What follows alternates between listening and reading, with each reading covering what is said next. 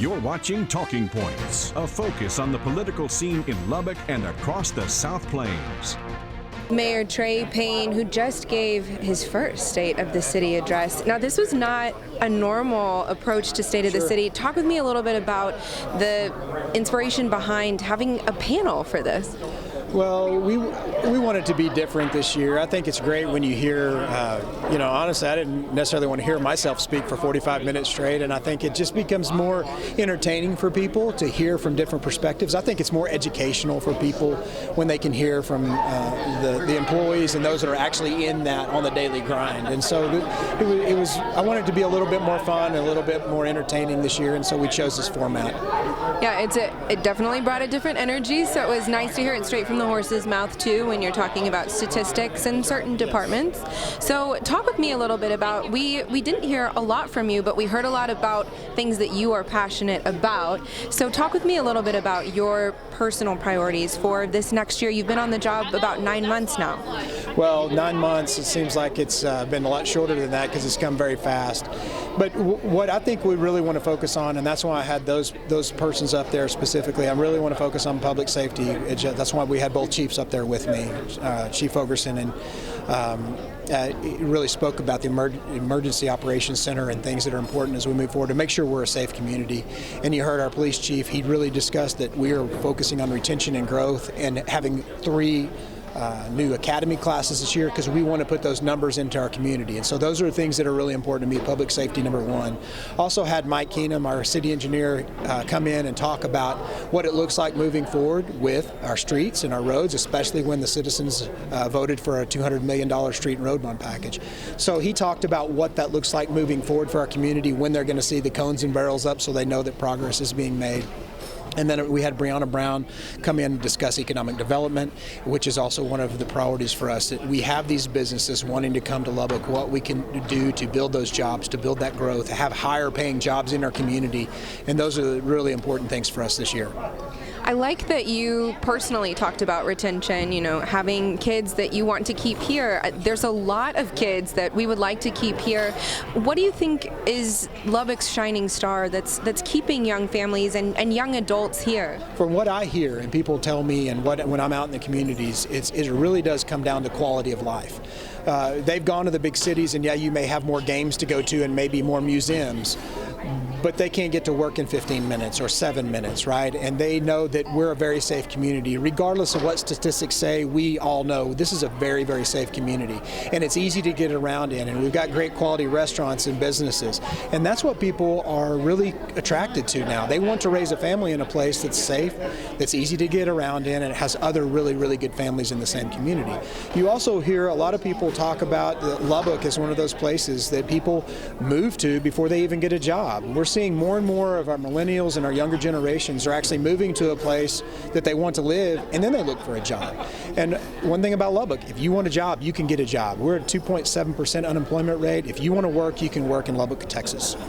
Yeah, and that definitely sets Lubbock apart, I know, for people that are trying to move here, trying to move companies here, something they're looking for. Let's talk action now, specifically in law enforcement. I know that is a priority for you and has been since you've been on council. What are things that you can do or policies that you can push that can support law enforcement? Because I know Chief Mitchell, he can't do it all alone, of course. That's not a one-man job. With the support of the council, what can you do? Well, we can continue to support them with what we did in the last budget: increase in pay, increase in benefits. So you say, look, we want to be at the top of the food chain if you want to work. Then we also next have to focus on the retention, is we also want to keep you. We need to make sure that our departments have backing from us as a city council and from staff to say, we want this to be a good place to work. We want this to be a healthy place to work. And what can we do to foster those relationships? So it's not just I'm a police officer in a very difficult time, but I have a very supportive place. And that starts in our community. We have a very, very supportive community of our first responders, and we got to continue to foster those relationships. And last, besides the pay and then the retention, is we've got to work on our training and our development of new officers.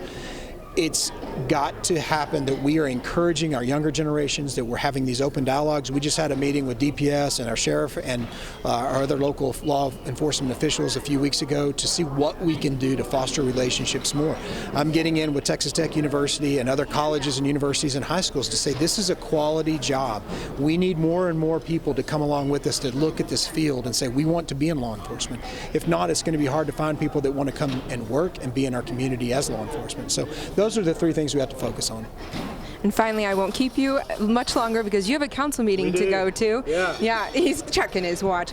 So you have a council meeting to go to, but talk with me about your very next step. You walk off that stage, you've talked to department heads. Now what's your next move?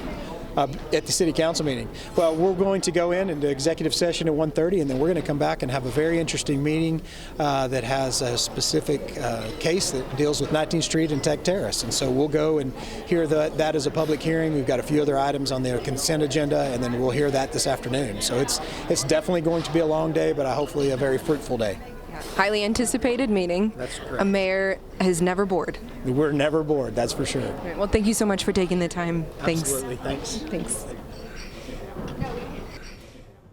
Well, that meeting that the mayor was in a hurry to attend had to do with the proposed apartment complex in the Tech Terrace neighborhood. This week, another chapter in that saga of a war first waged this summer. Tech Terrace residents don't want a new apartment complex with 600 beds because they say it would further congest an already congested area. But development company Up Campus got the approval from Planning and Zoning last month. This week, for the first time, we heard from council, who has the final say on the matter. KAMC's Claudia Puente spoke with people on both sides of the issue.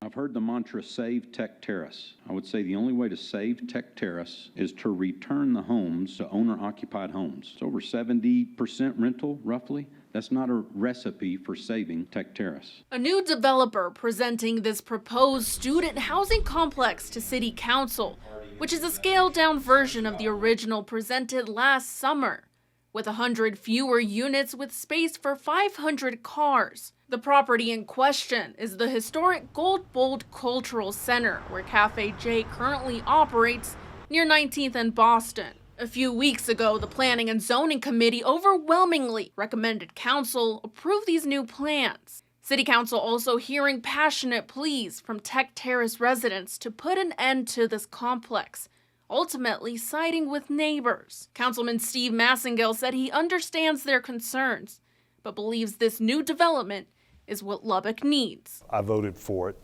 and the reason I voted for it was because of the way it's currently zoned. There's so many things, in my opinion, that could impact the neighborhood so much more negatively without a zone case. Some who live in Tech Terrace say they like the aesthetic of the neighborhood, and putting in a big complex just isn't the right fit. Texas Tech is a lovely neighborhood. Lots of wonderful neighborhoods. We live in Texas Tech. I love our neighborhood, but it's also fragile. It's fragile in part because of its location, and many of us in the neighborhood thought that this project threatened that balance. The developer tells us they're not waving the white flag just yet. Any one of them that's on that list does less harm to the neighborhood than this development. So this is the worst of the worst. Anything less than that, we don't necessarily like it, and we'll address those as they come along. While they start working on another proposal, Tech Terrace residents will be ready to fight again. I was extremely pleased. I mean, I'm sure it's not over. I mean, the property owner has every right to continue his efforts to develop the property. But today was a very good day for the Texas Tech neighborhood. Texas Tech Day in Austin. Every 2 years, university leaders head to the Capitol to talk with lawmakers about what's happening at the university and what they need to be able to do more. But this year's visit is extra special.